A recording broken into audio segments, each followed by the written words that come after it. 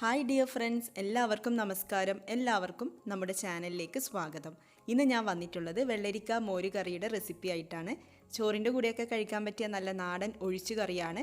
ഒരുവിധം എല്ലാവർക്കും അറിയാവുന്ന റെസിപ്പിയാണ്. അപ്പോൾ അറിയാത്തവർക്ക് വേണ്ടിയിട്ടാണ്, കുക്കിംഗ് ഒക്കെ പഠിച്ചു വരുന്നവർക്ക് വേണ്ടിയിട്ടാണ് ഈ ഒരു വീഡിയോ. അപ്പോൾ സ്കിപ്പ് ചെയ്യാതെ മുഴുവനായും കാണുക. വീഡിയോ കണ്ടിട്ട് ഇഷ്ടപ്പെടുകയാണെങ്കിൽ ലൈക്ക് ചെയ്യുക, മറ്റുള്ളവർക്ക് ഷെയർ ചെയ്ത് കൊടുക്കുക. നമുക്ക് നോക്കാം എങ്ങനെയാണ് വെള്ളരിക്ക മോര് കറി തയ്യാറാക്കുന്നത്. ഞാനിവിടെ ഇതുപോലെ ഒരു വെള്ളരിക്കയുടെ പകുതിയാണ് എടുത്തിട്ടുള്ളത്. ചെറിയൊരു ക്വാണ്ടിറ്റിയിലാണ് ചെയ്ത് കാണിക്കുന്നത്. ചട്ടിയിലേക്ക് 2 പച്ചമുളക് അരിഞ്ഞത് ചേർത്തിട്ടുണ്ട്. പിന്നെ നമ്മൾ എടുത്തിട്ടുള്ള വെള്ളരിക്ക കഷ്ണങ്ങളാക്കിയത് ചേർത്ത് കൊടുക്കാം. വെള്ളരിക്ക ഇതിലും നന്ന ചെറുതായിട്ട് കട്ട് ചെയ്യേണ്ട. ഇതിലും വലിയ സൈസിലൊക്കെ കട്ട് ചെയ്യുന്നതാണെങ്കിൽ അങ്ങനെ ചെയ്യാം. പിന്നെ ഇതിലേക്ക് കുറച്ച് ഇഞ്ചി ചേർത്ത് കൊടുക്കാം. ഒരു ചെറിയൊരു കഷ്ണം ഇഞ്ചി ചെറുതായി അരിഞ്ഞത് ചേർത്ത് കൊടുക്കാം. പിന്നെ ആവശ്യത്തിന് കറിവേപ്പില ചേർത്ത് കൊടുക്കാം. പിന്നെ ഇതിലേക്ക് മഞ്ഞൾപ്പൊടി ചേർത്ത് കൊടുക്കാം. 1/2 ടീസ്പൂൺ മഞ്ഞൾപ്പൊടി ചേർത്ത് കൊടുക്കാം. 1 ടീസ്പൂൺ മുളക് പൊടി ചേർത്ത് കൊടുക്കാം. പിന്നെ ആവശ്യത്തിന് ഉപ്പ് കൂടെ ചേർത്ത് കൊടുക്കാം. അപ്പോൾ ഇത്രയും കാര്യങ്ങൾ ചേർത്തിട്ട് ഒന്ന് നന്നായിട്ട് മിക്സ് ചെയ്തെടുക്കാം.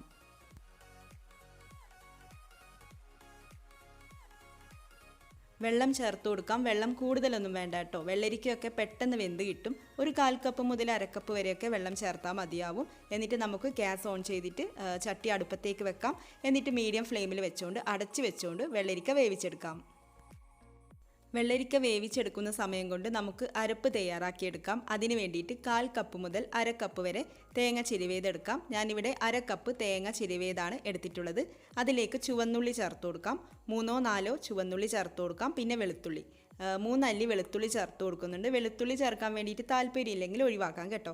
പിന്നെ ഞാൻ ഇതിലേക്ക് കാന്താരി ചേർക്കുന്നുണ്ട്. 3 കാന്താരി ചേർത്ത് കൊടുക്കാം. പിന്നെ 1/2 ടീസ്പൂൺ ജീരകം, ചെറിയ ജീരകം ചേർത്ത് കൊടുക്കാം.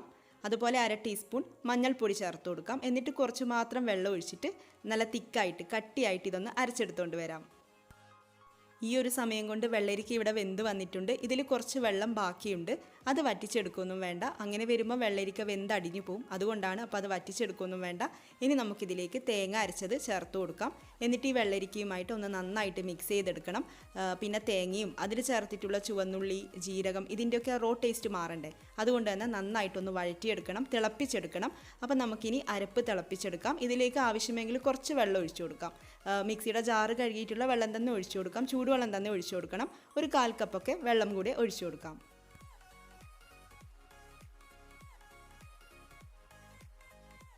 അരപ്പ് ഇവിടെ നന്നായിട്ട് തിളച്ചുകൊണ്ടിരിക്കുന്നുണ്ട്. തേങ്ങയുടെ റോ ടേസ്റ്റൊക്കെ മാറിയിട്ടുണ്ട്. ഇനി നമുക്കിതിലേക്ക് മോര് ചേർത്ത് കൊടുക്കാം. ഞാനിവിടെ 1/2 കപ്പ് തൈര് മിക്സിയിൽ നന്നായിട്ട് അടിച്ചെടുത്തതാണ്. വെള്ളം ഒന്നും ഒഴിക്കാതെ 1/2 കപ്പ് തൈര് അടിച്ചെടുത്തതാണ്. നല്ല പുളിയോടുകൂടെ ചേർക്കുന്നതാണെങ്കിൽ നല്ല ടേസ്റ്റ് ആയിരിക്കും. പിന്നെ ഇത് ചേർക്കുമ്പോൾ പ്രത്യേകം ശ്രദ്ധിക്കണം, ലോ ഫ്ലെയിമിലാണ് വേണ്ടുന്നത്. ഇനി നമ്മളിത് തിളപ്പിച്ചെടുക്കാൻ പാടില്ല. നമുക്കിങ്ങനെ ഇളക്കി കൊടുത്തുകൊണ്ട് ഇതൊന്ന് ചൂടാക്കിയെടുക്കാം.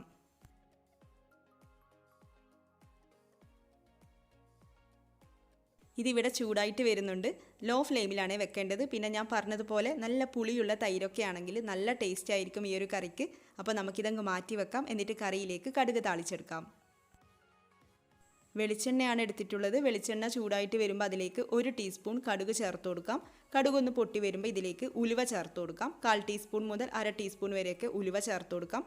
പിന്നെ 2 വറ്റൽമുളകും ആവശ്യത്തിന് കറിവേപ്പിലയും പിന്നെ 3-4 ചുവന്നുള്ളി ചെറുതായിട്ട് അരിഞ്ഞതും കൂടെ ചേർത്തിട്ട് കടുക് താളിച്ചെടുക്കാം.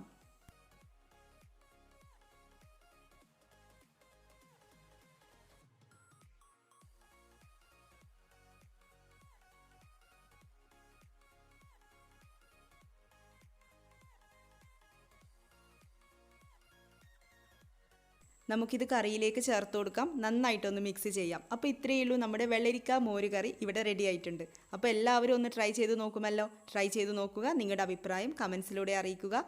നമുക്ക് അടുത്ത വീഡിയോയിൽ കാണാം. താങ്ക്